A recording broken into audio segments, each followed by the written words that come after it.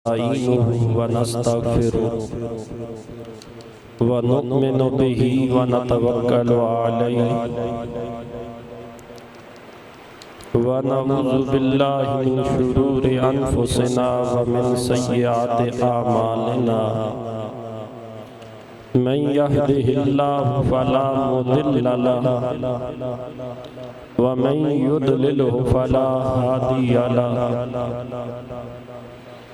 ونشهد أن لا إله إلا الله وحده لا شريك له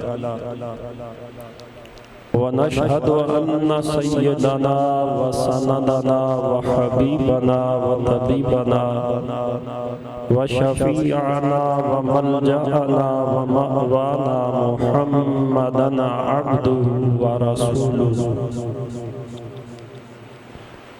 أما بعد فأعوذ بالله من الشيطان الرجيم بسم الله الرحمن الرحيم يا أيها النبي حسبك الله ومن اتبعك من المؤمنين آمنت بالله صدق الله العظيم صدق وبلغنا رسوله النبي الأمي الحبيب الأمين الكريم ونحن على ذلك لمن الشاهدين والشاكرين والحمد لله رب العالمين درود پاک تمامی احباب اللہم صلی علی محمد وعلا آل محمد کما صلیت علی ابراہیم وعلا آل ابراہیم انکا حمید مجید اللہم بارک علی محمد وعلا آل محمد کما بارکت علی ابراہیم وعلا آل ابراہیم انکا حمید مجید ہدیہ درود و سلام باواز بلند مل کر پڑھیں الصلاۃ والسلام علیک یا سیدی یا رسول اللہ وعلا آلک و اصحابک یا سیدی یا حبیب اللہ الصلاۃ والسلام علیک یا سیدی یا نبی اللہ وعلا آلک و اصحابک یا سیدی یا رحمت للعالمین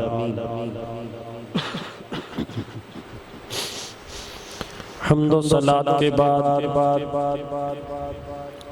قابل احترام برادران اسلام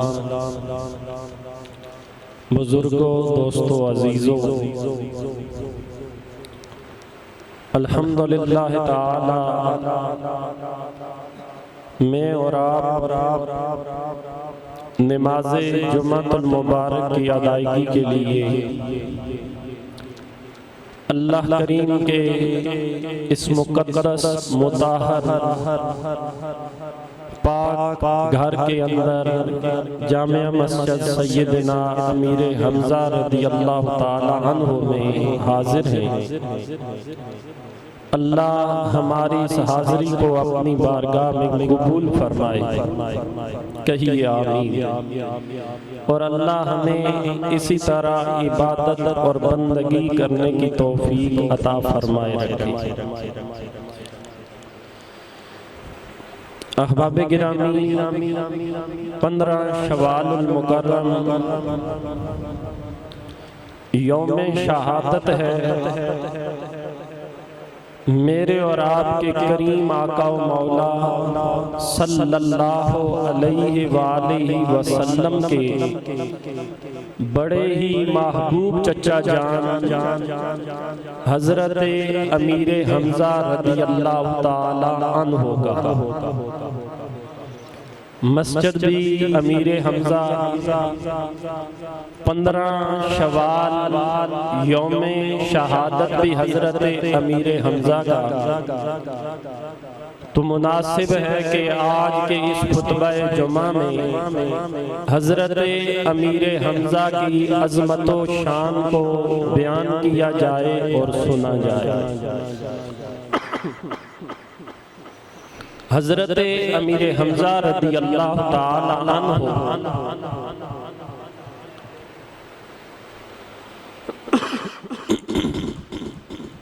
میرے اور آپ کے کریم آقا و مولا پڑھیے صلی اللہ علیہ وآلہ وسلم کے بڑے محبوب اور پیارے چچا جانا حضور آقا کریم علیہ السلام کو اپنے چچا کے اس نام کے ساتھ بڑی محبت تھی۔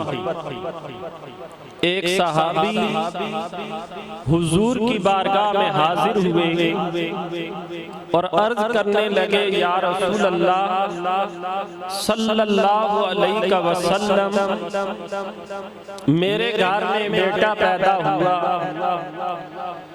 مجھے اس کا کوئی نام بتائیں، میں کیا نام رکھوں؟ تو حضور آقا کریم علیہ السلام نے فرمایا کہ لوگوں میں سے مجھے سب سے زیادہ پیارے میرے چچا حضرت امیر حمزہ ہیں، تم ان کے نام پر اپنے بیٹے کا نام حمزہ رکھو۔ تو حضور کو اپنے ان چچا جان سے بڑی محبت تھی۔ احباب گرامی، آپ کے اسلام قبول کرنے کی وجہ کیا بنی؟ مورخین نے لکھا کہ میرے اور آپ کے کریم آقا مولا صلی اللہ علیہ وآلہ وسلم جب کوہ صفا پر لوگوں کو اللہ کی طرف بلا رہے تھے تو سین حرم میں کافروں کے بیٹھنے کی عادت تھی۔ سارے کافر بیٹھے ہوئے دیکھ رہے ہیں کہ صفا کی چوٹی پر محمد عربی لوگوں کو اللہ کی طرف بلا رہے ہیں۔ ابو جہل سیکھا ہوا اور اٹھ کر نازیبہ گفتگو کرنے لگا، اللہ کے نبی کو گالیاں بکنے لگا۔ میرے اور آپ کے کریم آقا و مولا صلی اللہ علیہ وآلہ وسلم کی عادت مبارکہ یہ تھی کہ گالیاں سن کر بھی حضور آگے سے گالی کا جواب گالی سے نہیں بلکہ گالیاں سن کر بھی ان کے لیے ہدایت کی دعا فرمایا کرتے تھے۔ آج تو مزاج بڑا بگڑ چکا، کوئی ایک دے تو اسے آگے سے دو دی جاتی ہیں اور اس وقت تک بندے کا غصہ ختم نہیں ہوتا جب تک آگے سے دو چار گالیاں نہ دے دے۔ یہ بھی حضور آقا کریم علیہ السلام نے بتایا تھا ایک زمانہ آئے گا لوگ اپنے ماں باپ کو خود گالیاں دیں گے۔ پوچھا حضور کیسے ممکن؟ فرمایا ایک آدمی دوسرے کے ماں باپ کو گالیاں دے گا، وہ بدلے میں اس کے ماں باپ کو گالیاں دے گا، تو گویا کہ وہ دونوں اپنے ماں باپ کو گالیاں دلوانے والے ہو گئے۔ تو احباب گرامی، ہمارے نبی کی کیا سنت ہے، کیا طریقہ ہے؟ ابو جہل گالیاں دے رہا ہے اور اللہ کے نبی ہدایت کے لیے دعائیں کر رہے ہیں۔ جب حضور نے آگے سے کچھ نہ کہا اسے اور بھی غصہ آیا اور اس نے جا کر اللہ کے نبی کو مارنا شروع کیا اور حضور کا لہو مبارک بھی نکلا۔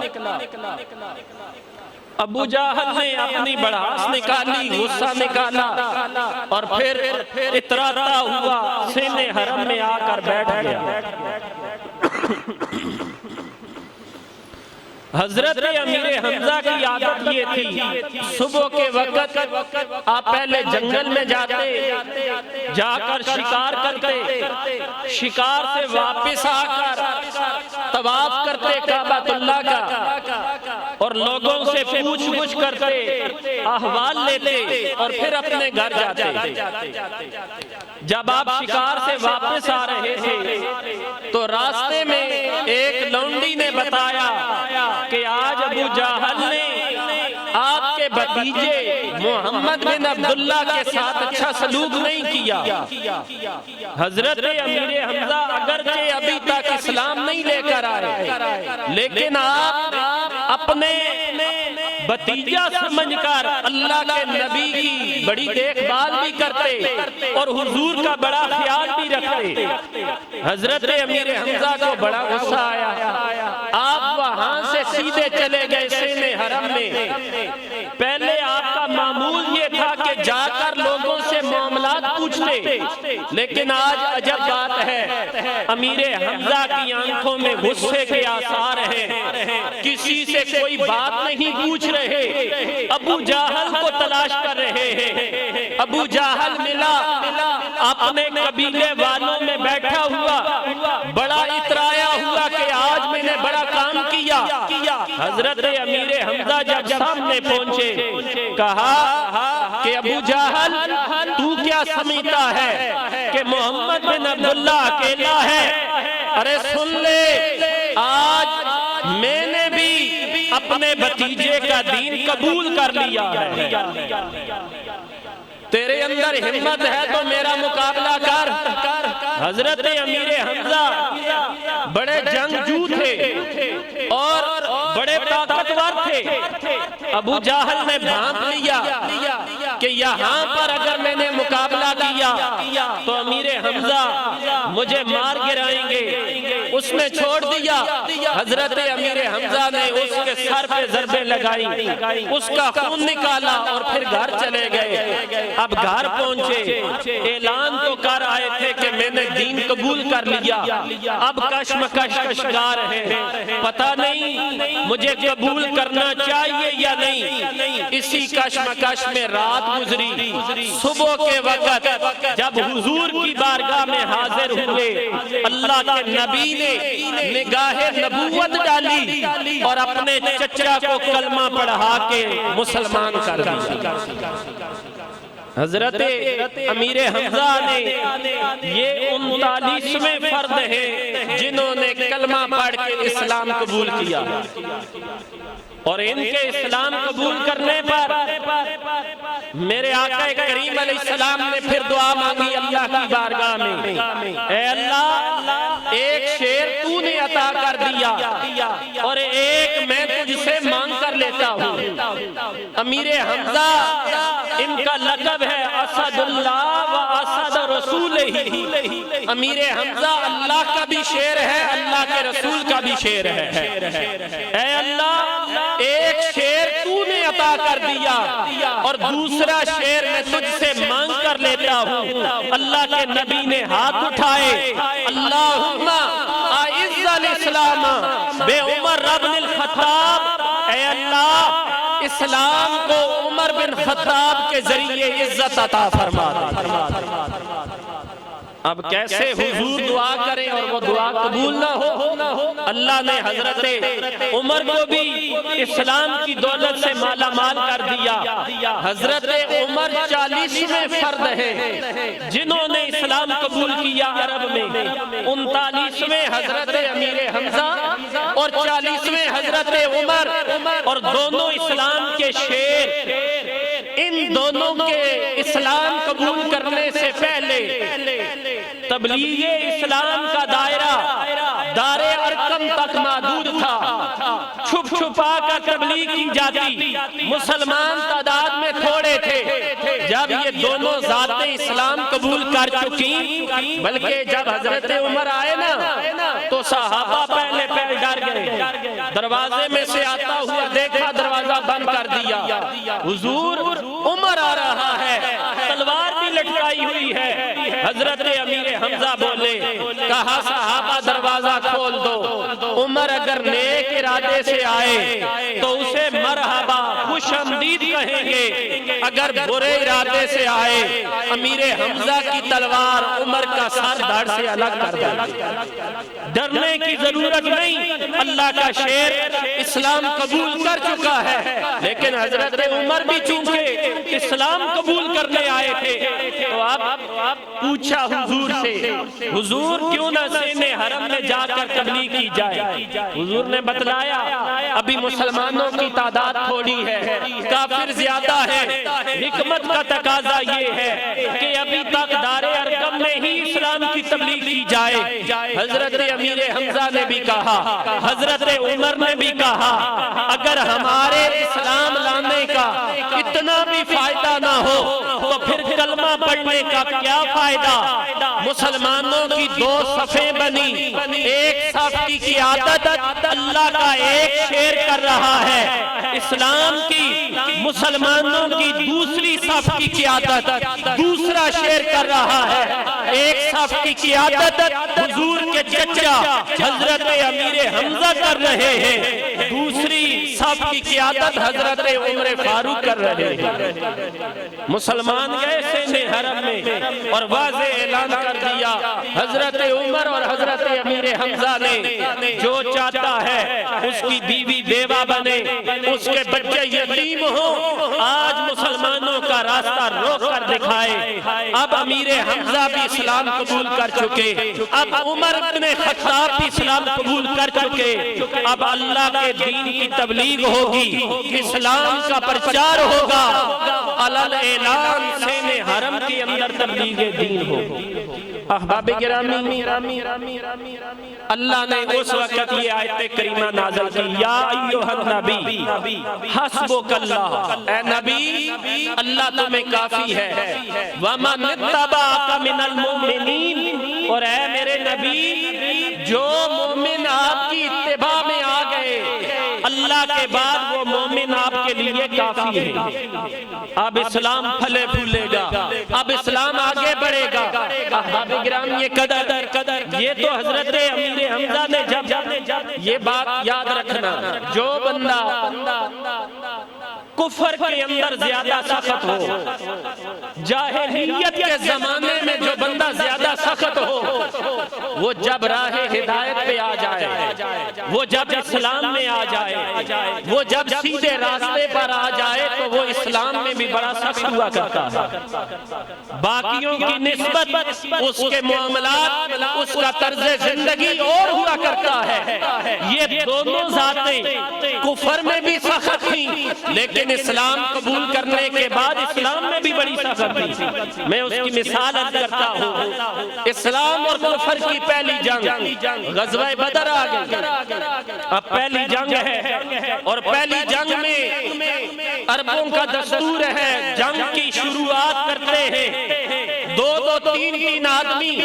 جو سپہ سالار ہوں وہ آگے جاتے ہیں، پہلے ان کا مقابلہ ہوتا ہے، پھر عام جنگ لڑی جاتی ہے۔ اب کافروں کی طرف سے عتبہ، شیبہ، ولید یہ بڑے سپہ سالار اور جنگجو آدمی تھے، یہ آگے بڑھے اور للکارا مسلمانوں کو، ہے کوئی جو ہمارا مقابلہ کرے؟ تین انصاری صحابی آگے گئے، انہوں نے پوچھا تم کون ہو؟ بتایا ہم انصار ہیں، مدینہ کے رہنے والے۔ کہا نہیں، حضور کو پیغام بھجوایا، ہمارے قبیلے کا، ہماری برادری کا، ہمارے لیول کا کوئی بندہ ہمارے سامنے بھیجا جائے۔ جب انہوں نے یہ کہا تو مسلمانوں کی صف سے اللہ کے نبی نے جنہیں منتخب فرمایا ان میں ایک بزرگ صحابی حضرت ابو عبیدہ جو عشرہ مبشرہ میں بھی ہیں، حضور نے انہیں حکم دیا، اور ساتھ حضرت علی المرتضیٰ کو اور حضرت امیر حمزہ کو حکم دیا۔ اب غزوہ بدر کی ابتدا میں جب یہ مبارزت ہو رہی تھی، ابتدائی مقابلہ ہو رہا تھا، اب عتبہ کے مقابلے میں ابو عبیدہ، ولید کے مقابلے میں حضرت علی، شیبہ کے مقابلے میں حضرت امیر حمزہ۔ جب شروع ہوئی لڑائی، پہلے اتوار کے اندر حضرت علی نے بھی اور حضرت امیر حمزہ نے بھی ولید اور شیبہ کا سر دھڑ سے الگ کر دیا، انہیں جہنم واصل کر دیا۔ حضرت امیر حمزہ بڑے سخت اور بڑے جنگجو تھے۔ غزوہ بدر میں آپ نے اکثر کفار کو آپ نے جہنم واصل کیا۔ جنگ بدر ختم ہو گئی، اب کافروں کے دلوں میں وہ بدلہ لینے کا دل کے اندر آس اور امید تھی، بار بار وہ ایسے کام کرتے، لیکن حضرت امیر حمزہ اور مسلمانوں سے ان کی کوئی دوبارہ لڑائی نہ ہوتی۔ سبب بن گیا غزوہ احد کا، اور غزوہ احد کے لیے اللہ کے نبی نے مشورہ طلب کیا۔ یہ بھی اس سے بات سمجھ میں آئی، کوئی بھی اہم کام کرنا ہو اللہ کے نبی کی سنت ہے مشورہ کیا جائے۔ حضرت امیر حمزہ کی رائے تھی اور دیگر نوجوان صحابہ کی یہ رائے تھی کہ باہر نکل کے مقابلہ کیا جائے۔ بڑے بڑے صحابہ کی رائے تھی کہ مدینے میں رہ کر مقابلہ کیا جائے، لیکن اکثریت کی جس طرف رائے تھی اللہ کے نبی نے وہی کیا اور باہر نکل کے مقابلہ کیا۔ اب غزوہ احد ہے، اور غزوہ احد میں آپ نے بارہا سنا ابتداءً مسلمانوں کا پلہ باری رہا، لیکن اللہ کے نبی کی حکم عدولی کی وجہ سے اور بعض صحابہ کی غلطی کی وجہ سے انہوں نے سمجھا شاید جنگ جیتی جا چکی ہے، اب کوئی جنگ باقی نہیں رہی، کافر بھاگ رہے ہیں۔ انہوں نے وہ درہ چھوڑ دیا جو اللہ کے نبی نے نہ چھوڑنے کا حکم دیا تھا، اور پھر حضرت خالد بن ولید جو ابھی تک اسلام میں نہیں لائے، انہوں نے دوبارہ اسی درے سے حملہ کر دیا، اور مسلمانوں کی وہ جیتی ہوئی جنگ دوبارہ شکست میں بدلتی ہوئی نظر آئی اور بہت زیادہ نقصان ہوا۔ اسی غزوہ کے اندر حضرت امیر حمزہ کی شہادت ہوئی، لیکن ویسے نہیں کوئی مد مقابلہ کر اللہ کے شیر کو للکارے اور جیت کر چلا جائے، ایسا ممکن نہیں۔ آپ دیکھ لیں حضرت علی کا لقب اسد اللہ، حضرت امیر حمزہ کا لقب اسد اللہ، اور اللہ کے شیروں کو روبائی نہیں آتی، مقابلے میں آ کر سینہ تان کر کوئی ہرا نہیں سکتا۔ حضرت علی کو بھی شہید کیا گیا تو پیٹھ پیچھے سے وار کیا گیا، حضرت امیر حمزہ کو بھی شہید کیا گیا تو پیٹھ پیچھے سے وار کیا گیا، ورنہ ممکن نہیں تھا جو سامنے آتا حضرت امیر حمزہ کی تلوار اس کا فیصلہ کر دیتی، اس کا سر دھڑ سے الگ ہو جاتا۔ بلکہ غزوہ احد میں آپ نے 30 سے زائد کافروں کو مار گرایا، اور یہاں پر بھی جو مبارزت ہوئی، ابتداءً مقابلہ ہوا، اس کے لیے حضرت امیر حمزہ کو بلایا گیا۔ آپ نے جب وار کیا، دیکھنے والوں نے دیکھا، انہیں سمجھا شاید وار خطا ہو گیا، اتنا تیزی کے ساتھ وار تھا، لیکن جب اس کافر کی گردن سر دھڑ سے الگ ہو کر گرا، پھر پتا چلا کہ حضرت امیر حمزہ نے پہلے وار میں ہی اسے واصل جہنم کر دیا۔ احباب گرامی، حضرت امیر حمزہ کی شہادت کا واقعہ بڑا ہی ہولناک، اور اللہ کے نبی کو اپنے چچا جان کی شہادت میں جتنا دکھ ہوا شاید وہ کسی اور لمحے پر نہ ہوا۔ حضرت امیر حمزہ کو وحشی نامی ایک غلام تھا، حضرت یہ جبیر بن مطعم، اس وقت انہوں نے اسلام قبول نہیں کیا، ان کا غلام تھا، اور اس نے اپنے غلام کو کہا اگر تو امیر حمزہ کو قتل کر دے میں تجھے آزاد کر دوں گا۔ اس نے آزادی کے لالچ میں آ کر بالکل تاڑ کے بیٹھا ہوا، موقع ملے کوئی جنگ سے سروکار نہیں، حضرت امیر حمزہ کی کی طاق میں بیٹھا ہوا، جیسے ہی موقع ملے میں وار کروں، میں آزاد ہو جاؤں، مجھے جنگ سے کوئی لینا دینا نہیں۔ حضرت امیر حمزہ نے جب اس کافر کو مار گرایا اور اس کی زرہ اتارنے کے لیے نیچے جھکے تو واشی نے، اس وقت یہ حبشی غلام تھا، اس نے نیزہ مارا اور نیزہ حضرت امیر حمزہ کے پیٹ میں لگا، اور آپ کا وہ زخم اتنا گہرا تھا کہ آپ اس کی جانب جانا چاہتے ہیں لیکن نہیں جا سکتے، آپ گر پڑے اور آپ اپنی جان جانے آفرین کے حوالے کی۔ واشی نے پھر آیا اور آ کر حضرت امیر حمزہ کا کلیجہ نکالا، اور اس وقت ہند بنت سفیان جنہوں نے اس وقت کا کلمہ نہیں پڑھا، انہوں نے بھی بڑے انعام کا لالچ دیا، اگر تو امیر حمزہ کو قتل کرے گا تو میں تجھے بہت بڑا انعام دوں گی۔ واشی نے وہ کلیجہ نکالا، جا کر انہیں پیش کیا، انہیں دکھایا کہ دیکھو میں نے کام کر دیا، آزادی بھی مل گئی اور اسے انعام بھی مل گیا۔ لیکن احباب گرامی قدر، یہ تینوں جو حضرت امیر حمزہ کے قتل میں شریک ذاتیں تھیں، ان تینوں نے بعد میں کلمہ پڑھا۔ واشی اور جبیر بن مطعم اور ہندہ، تینوں نے کلمہ پڑھ لیا، اور اسلام کا یہ اصول ہے کلمہ پڑھ لینے سے اس سے پہلے حالت کفر میں جتنے بھی گناہ ہو، کلمے کی برکت سے سارے کے سارے گناہ معاف ہو جاتے ہیں۔ اس بنیاد پر، اس وجہ سے حضرت ہندہ پر، ان کے قبول اسلام کے بعد حضرت جبیر بن مطعم پر، حتیٰ کہ حضرت واشی پر، کہ جنہوں نے براہ راست نیزہ مار کے حضرت امیر حمزہ کو شہید کیا تھا، ان تینوں کے بارے میں ان کے کلمہ پڑھ لینے کے بعد کوئی آدمی کلام کر سکتا نہیں۔ اللہ کے نبی کی بارگاہ میں آئے اور سنیے، حضور کی سیرت سنیے، کردار سنیے۔ صحابہ نے واشی کو پکڑ لیا، یہ آپ کو شہید کرنے کے بعد دور دور بھاگتا رہا، کبھی طائف، جب طائف مسلمانوں کے کنٹرول میں آیا تو کسی اور جگہ، کسی نے کہا کہاں تک چھپ کر بھاگے گا، جا کر ان کی بارگاہ میں پیش ہو جا، اپنی غلطی مان لے۔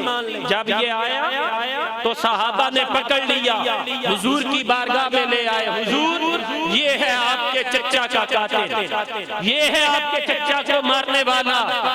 اللہ کے نبی نے پوچھا کیا کرنا چاہتا ہے؟ اپنی غلطی کا اعتراف، کلمہ پڑھنا چاہتا ہے۔ صحابہ نے کہا نہیں حضور، اس نے جتنا دکھ آپ کو پہنچایا اسے قتل کر دیا جائے۔ اللہ کے نبی کا فرمان سنیے، فرمایا میرے غلاموں، ایک آدمی کا اسلام قبول کر لینا مجھے 1000 کافروں کے قتل سے بھی زیادہ پسند ہے۔ مجھے یہ زیادہ پسند ہے ایک کافر کلمہ پڑھ کے مسلمان ہو جائے اور وہ جہنم سے بچ جائے۔ احباب گرامی قدر، اللہ کے نبی نے اسے معاف کر دیا، حضرت ہندہ کو معاف کر دیا، حضرت جبیر بن مطعم کو معاف کر دیا۔ تو جب اللہ کا نبی معاف کر دے، اللہ اور اللہ کا رسول معاف کر دے، تو پھر کسی اور کو یہ حق نہیں پہنچتا کہ وہ ثالث بنے، وہ فیصلہ کرے۔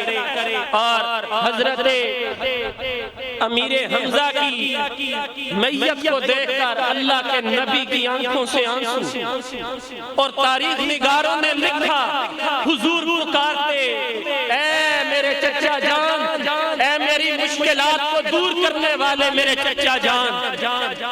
ظاہری بات ہے چچا بھی تھے اور آپ نے بے شمار جگہوں پر حضور کی مدد فرمائی تھی، اور آپ اس حال میں ہے آپ کی میت کے اعضاء کاٹ دیے گئے، کان الگ کر دیے گئے، اعضاء کو الگ الگ کر دیا گیا۔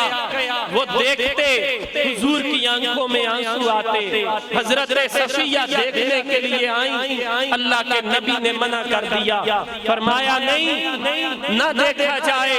اور غزوہ احد کے جو شہداء تھے, اللہ کے نبی نے ان کی نماز جنازہ پڑھی, اور جس کی بھی جنازہ پڑھی ساتھ اپنے چچا کی جنازہ دوبارہ پڑھی. تاریخ نگاروں نے لکھا 70 مرتبہ حضور کے چچا کا جنازہ پڑھا گیا. 70 مرتبہ. جب کسی کا جنازہ لایا جاتا, بہت زیادہ تھے شہید, 2 3 4 10 افراد کی جنازہ پڑھی جاتی. جب بھی جنازہ پڑھا جاتا حضور فرماتے میرے چچا کی بھی میت لے آؤ. اور احباب گرامی, آج تو آسانی ہے, قالین بچھے ہوئے, پنکھے چل رہے ہیں, سپیکر لگا ہوا ہے, لوگ سن رہے ہیں. لیکن وہ دور اسلام کا کہ حضرت امیر حمزہ کے کفن کے لیے جو چادریں لائی گئیں اور آپ کی میت کے اوپر جو کپڑا ڈالا گیا, مورخین نے لکھا, سیرت نگاروں نے لکھا, اگر پاؤں پہ ڈالا جاتا تو سر ننگا ہو جاتا, اگر سر پہ ڈالا جاتا تو پاؤں ننگے ہو جاتے. اللہ کے نبی نے کہا سر کے اوپر کپڑا ڈال دو اور پاؤں کی جانب گھاس رکھ دیا جائے. احباب گرامی, یہ اسلام ویسے ہم تک نہیں پہنچ گیا, اس کے پیچھے قربانیاں ہیں صحابہ کرام کی, آل بیت اطہار کی. اگر آج ہم نے اس کی قدر نہ کی, کل ان کے مجرم ہم بھی ٹھہریں. اور حضرت امیر حمزہ کے لیے جب آپ کی میت کو لایا گیا, عمومی طور پر یہاں پر لوگ شبہ ڈالتے ہیں, کہتے ہیں بات تاریخ کی کتابوں میں یہ بات آئی کہ دیگر گھروں سے رونے کی آواز آئی, تو اللہ کے نبی نے کہا کہ کیا میرے چچا کے لیے کوئی رونے والا نہیں؟ شیخ محقق نے اس بات کی وضاحت کی. لوگوں نے اس بات کو اپنے من گھڑت چیزوں کو عام کرنے کے لیے اس بات کو ثبوت کے طور پر بنا لیا. شیخ محقق محدث دہلوی حضرت شاہ عبدالحق رحمت اللہ تعالی علیہ, آپ فرماتے ہیں اللہ کے نبی نے یہ بات اس لیے فرمائی تھی کہ میرے چچا کو جیسے شہید کیا گیا ویسے تو کسی کو شہید نہیں کیا گیا. میرے چچا کو جس طرح آپ کو صرف شہید ہی نہیں کیا گیا, نیزہ لگا تو پیٹ چاک ہو گیا, اس نے آ کر کلیجہ نکال لیا, کلیجے کو چبایا گیا, اعضاء کو کاٹ کر ہار بنا کے گلے میں پہن لیا گیا. فرمایا لوگوں, جیسے میرے چچا شہید ہوا ہے ویسے تو کسی کا کوئی عزیز شہید نہیں ہوا. جب میرے چچا کے گھر میں صبر ہے, جب میرے چچا کے گھر میں آہو بکا کوئی نہیں, گریہ و زاری کوئی نہیں, وہ صبر کر رہے ہیں, تو پھر باقیوں کو بھی چاہیے کہ وہ صبر کریں. بلکہ اللہ کے نبی نے سختی کے ساتھ منع کر دیا, فرمایا جو آدمی بے صبری کا مظاہرہ کرے وہ ہم میں سے نہیں. ہمارا شیوا کیا ہے, ہم ساری مشکلات, ساری کی ساری پریشانیاں لینے کے بعد بھی کہتے ہیں انا للہ و انا الیہ راجعون, ہم بھی اللہ کے ہیں اور ہم نے بھی اللہ کی جانب چلے جانا ہے. اس لیے کوئی بے صبری کا مظاہرہ نہ کیا جائے, بلکہ اللہ کے نبی نے تعلیم دی اور حضور کا یہ معمول تھا. آپ خود بھی شہدائے احد کے مزار پہ تشریف لے جایا کرتے, اور آپ کی یہ فرمان سنیے, اور کبھی اللہ موقع دے تو آپ بھی کبھی تشریف لے جائیں. اللہ کے نبی نے فرمایا جو شہدائے احد کے مزار پہ حاضر ہوگا اور انہیں سلام کہے گا، اس کا وہ سلام سنیں گے بھی، سلام کا جواب بھی دیں گے۔ اب گرامی 15 شوال مکرم حضرت سید الشہداء حضور کے محبوب چچا حضرت امیر حمزہ کا یوم شہادت ہے، ان کی بارگاہ میں ضرور حاضری لگوائیں، اور یہ کہنا کہ وہ شہید ہے پہلے ہی، تو پھر ان کے لیے درجات کی بلندی کی دعا کیوں؟ تو درجات کی بلندی کبھی ختم نہیں ہوتی۔ اگر مرنے والا گناہگار ہو تو اس کی مغفرت کی دعا، اور اگر وہ نیکوکار ہو، بخشا ہوا ہو، تو اس کی بلندی درجات کی دعا کرتے رہنا چاہیے، اور ان کے وسیلہ سے اپنی بخشش اللہ سے مانگتے رہنا چاہیے۔ اللہ کریم ہم سب کو عمل کرنے کی توفیق نصیب فرمائے۔